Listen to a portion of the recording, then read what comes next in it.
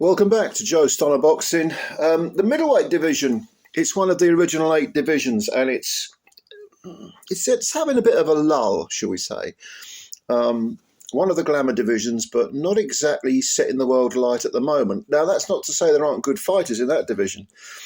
You've got Yanibek Alimhanulay. I mispronounced his name, I apologise. He's the IBF and WBO middleweight champion, and he is due to fight the WBA champ, who's Erislandy Lara.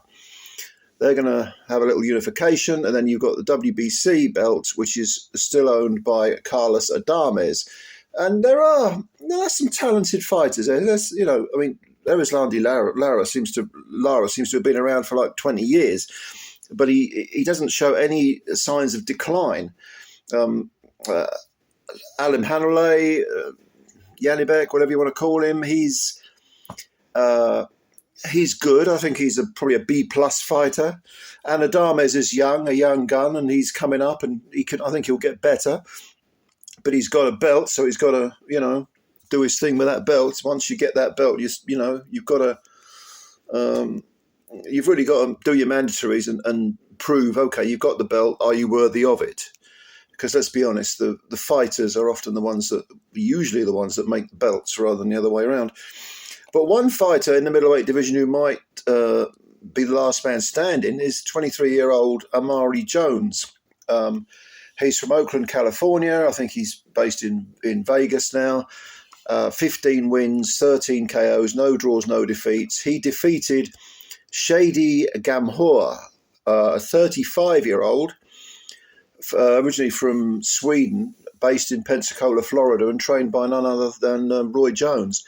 And Gamhour came into this fight having lost 2 of his last 3, but one of them was to Steve Rolls, which was a unanimous decision. He lost a majority decision to Devontae McDonald, who was 6 wins and 4 defeats. I mean, that's not a good look, is it? You lose a majority decision to a supposedly a C- sort of guy.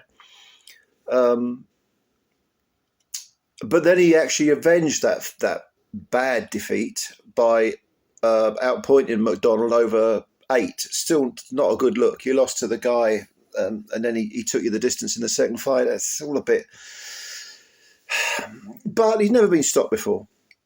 So he came in, he fought Amari Jones, he tried to fight him, trained by Jones, Roy Jones Jr. But the other Jones, Amari, just had a bit too much of everything. Now, he's listed as being an orthodox fighter, Amari Jones, but he started as a southpaw in the first round, and I thought, what's going on here? Did he need to do that? Not really, because even though Shady Gamhour appeared to be better than those 2 fights with Devontae McDonald suggested,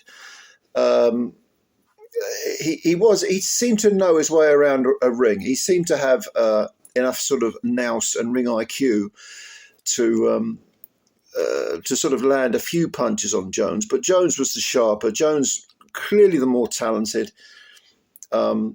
There were lots and lots of feints going on, herky-jerkiness for the first couple of rounds from Gamhour, but the weight of punch. I mean, he had 14 wins with 9 KOs, lower level of opposition, shall we say. He had 2, like I say, the 2 defeats, which were on points, no draws. But he was always going to be, I think, a league below Amari Jones, who just seemed sharper and seemed heavier-handed.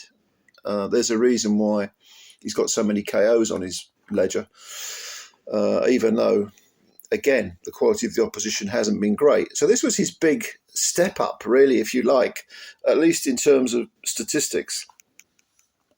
And for the first 2 rounds, I was thinking, okay, Jones is looking for one big punch. Where's the bodywork? Where is the bodywork? Because it seems to me that all the herky-jerkiness from Gamhour could be slowed down with a couple of, rib benders. And you could say the same for Gamhour. You could say, well, Gamhour, why isn't he going to the body? Because he's not going to win the battle of the jabs. And he didn't win the battle of the jabs.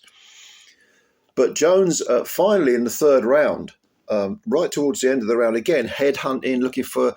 Alicia Baumgardner was one of the commentators, and she said he seems to be looking for one perfect punch. I think that was probably true.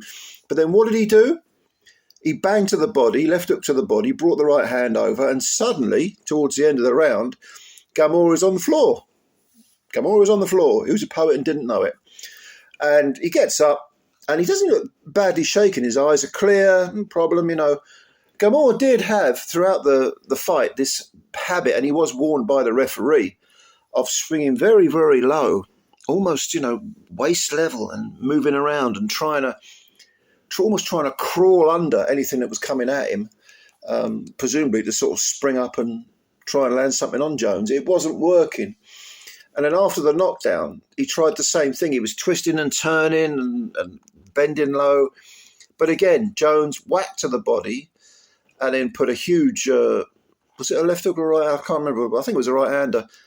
Right at the death of the round, which put Gamhour, I think it was the body punch that snapped him in half, actually. That had more to do with it than the head punch. And over he goes for a second time, and the referee doesn't bother counting. I think there's maybe a few seconds left in the round. And that was another win for Amari Jones. Now, the guy looks pretty decent to me. I mean, he's quite a big lad. First of all, he's only 23, so he's nowhere near his peak. He's 6 foot tall. He's a big middleweight. I think he's going places. If he lives the life, if he stays out of trouble, he's still pretty much untested. A 35-year-old, Gamhour, who had never really beaten anyone of note, had lost to Steve Rolls, who's relatively well known, I suppose. That's a nice little step up. I'm not saying it's not a bad win. It's a pretty decent win.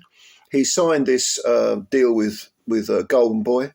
They're going to, I think, guide him pretty well. They usually do that. They're going to give him the opportunities. It's up to him to live the life, stay clean, and work hard, which is the same for any potential world-class fighter. But I think he's got the raw materials. I think he's got the natural ability. It all seems to be there.